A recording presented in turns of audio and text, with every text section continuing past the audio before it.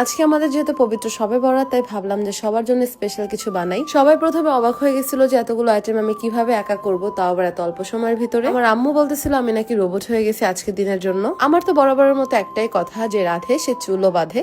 আসসালামু আলাইকুম, কি অবস্থা সবার? আজকে ছিল আমাদের পবিত্র শবে বরাত, আর এই জন্য আমি ভাবছি যে টুকিটাকি জিনিসপত্র রান্না করব, প্রত্যেক বছর যেটা করি আমি। তাড়াতাড়ি সবকিছু রেডি করে ফেলবো, এরপরে নামাজ পড়তে হবে। শুরুতে হচ্ছে আমি গাজরের হালুয়াটা বানিয়ে ফেলবো। এখানে 1 কেজি গাজর নিয়েছি, গাজরের সাথে 1 লিটার দুধ দিয়েছি। এরপর গাজর আর দুধটাকে ভালোভাবে মিক্স করে নিব। আর আমি সিদ্ধান্ত নিয়েছি যে আজকে আমি 3 রকমের হালুয়া বানাবো। হঠাৎ করে ছোটবেলার শবে বরাতের কথা মনে পড়ছে। আম্মু হালুয়া রুটি প্লেটে সাজিয়ে সাজিয়ে রাখতো ঢাকনা দিয়ে ঢেকে, আর বলতো যে এই আন্টির বাসায় দিয়ে আয়, ওই আন্টির বাসায় দিয়ে আয়। তো আমি জানি আমার ছোটবেলার সাথে অনেকের ঘটনা মিলে গেছে, তো ওই জিনিসটা এখন ওইভাবে দেখা যায় না। এক চুলায় গাজরের হালুয়া হচ্ছে, আর অন্য চুলায় আমি বুটের হালুয়া বসা দিচ্ছি। তো আম্মা আমাকে বলতেছিলাম এতগুলো আইটেম কিভাবে একা করব। এদিকে নোবেল দেখতে আসছে যে কতটুকু আমি রান্না করেছি, সে দেখলো যে সবাই মাত্র শুরু করছি। আর আমার ভাই হচ্ছে উকিঝুঁকি দিচ্ছিল। পরে নোবেল বললো যে কি ব্যাপার শালা বাবু, এদিকে আসো, উকিঝুঁকি দিলে কাজ হবে না, আমার সাথে রান্না করো। তো নোবেলও হচ্ছে ওকে এখন নাড়াচাড়া করতে লাগাই দিল। শালা বাবু ভালোভাবে নাড়তেই পারতেছিল না। এরপর আমি এখানে চলে আসছি পুডিং বানানোর জন্য। পরে নোবেল বললো যে ও নাকি ডিমটা ছুলবে। আর একসাথে সংসারের কাজগুলো করার আনন্দ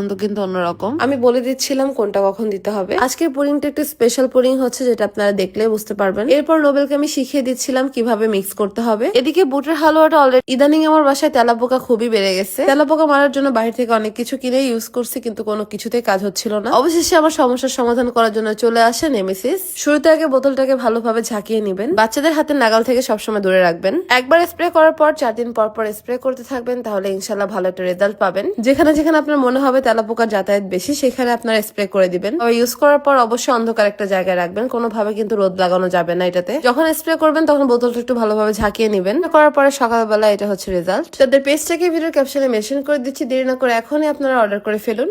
50% হয়ে গেছে। তারপর আমি আলাদা একটা পাত্রে উঠিয়ে রাখতেছি, এগুলোকে একটু ভালোভাবে ঠান্ডা হতে দিব কিছুক্ষণের জন্য। বুটের হালুয়া উঠিয়ে রাখার পরে এরপরে গাজরের হালুয়া সেম ভাবে হচ্ছে আলাদা একটা পাত্রে উঠিয়ে রাখতেছি, এটা একটু ঠান্ডা হবে, তারপরে বাদ বাকি কাজ। এবার আমি পুডিং এর জন্য ক্যারামেল বানিয়ে নিচ্ছি। মজার একটা কথা বলি, টিকিও ওয়াইকিউ এয়ার ফ্রায়ারে কিন্তু আজকে আমি পুডিংটা বানাবো। আমি খুব এক্সাইটেড ছিলাম, কারণ ফার্স্ট টাইম আমি এয়ার ফ্রায়ারে পুডিং বানাচ্ছি, তাই হচ্ছে দেখার জন্য যে কেমন হয়। গাজরের হালুয়া আর বুটের হালুয়া ঠান্ডা হয়ে যাওয়ার পর আমি হালকা করে ব্লেন্ড করে নিয়েছি, তারপরে চলে আসছি আমি একদম ভালোভাবে রান্না করার জন্য। আর হালুয়া রান্না করার ক্ষেত্রে কিন্তু ঘি আর দুধটা ভালো লাগে, পরিমাণ মতন সবকিছু দিচ্ছিলাম। একটু পর এসে আমি দেখে যাচ্ছিলাম যে কি অবস্থা পুডিং এর। মাশাআল্লাহ, গাজরের হালুয়াটা দেখতে কিন্তু অনেক অনেক সুন্দর হয়েছে। এরপর আমি আলাদা একটা পাত্রে রাখবো, ভালোভাবে শেপ দিয়ে নিব। গাজরের হালুয়া 1 ঘন্টার জন্য সেট করতে দিয়ে এসে এবার আমি চলে এলাম বুটের হালুয়া বানানোর জন্য। বুটের হালুয়া আমি আম্মুকে একটু নাড়তে দিয়ে আসছি, রেফাকে দেখি যে পুডিংটা কেমন হয়েছে এয়ার ফ্রায়ারে। মাশাআল্লাহ, দেখার পর আমি পুরাই অবাক যে কি সুন্দর পারফেক্ট হয়েছে, কোনো ঝামেলা ছাড়াই। এয়ার ফ্রায়ারে ছোট পুডিংটা আগে দেওয়া হয়েছিল জাস্ট ট্রাই করার জন্য, ভাবছিলাম কেমন না কেমন হবে, এই জন্য ছোটটা দিছিলাম, বাট ফার্স্ট ক্লাস হয়েছে, যে কারণে এখন বড় বাটিতে দিচ্ছি পুডিং। তো বুটের হালুয়া রেডি, এখন শুধুমাত্র একটু সেট করে নিব কাটার জন্য। আমি হাতে একটু ঘি মাখায় নিচ্ছিলাম, হাত দিয়ে সেট করতে একটু বেশি পছন্দ করি। আপনারা চাইলে চামিচ দিয়েও সেট করতে পারেন, কিংবা যেটা দিয়ে আপনারা হালুয়াটা বানাইছেন সেটা দিয়েও সেট করতে পারেন। হালুয়া বানানো শেষ করে এবার আমি গরুর মাংসটা রান্না তুলে দিব। তারপর আমি নোবেলের কাছে ছোট পুডিংটা নিয়ে আসি ওকে খাওয়ানোর জন্য, যে দেখো তো কেমন হয়েছে, টেস্ট ঠিকঠাক আছে কিনা। ঈদ, কুরবানি কিংবা ফ্রাইডে, মানে বিশেষ বিশেষ দিনগুলোতে আমি হালকা পাতলা একটু ভালো ভালো রান্না করি, কারণ আমার জামাই আমার উপর একটা এক্সপেকটেশন রাখে যে আমার বউ ভালো কিছু বানাবে, আমার জন্য অনেকগুলো আইটেম বানাবে। বড় পুডিংটা এখন আমি খুলবো, কিন্তু আমি একটু এক্সাইটেড ছিলাম যে আল্লাহ জানে কেমন হয়, কিন্তু খোলার পরে দেখলাম যে না, আমার এক্সপেকটেশনের বাইরে ছিল,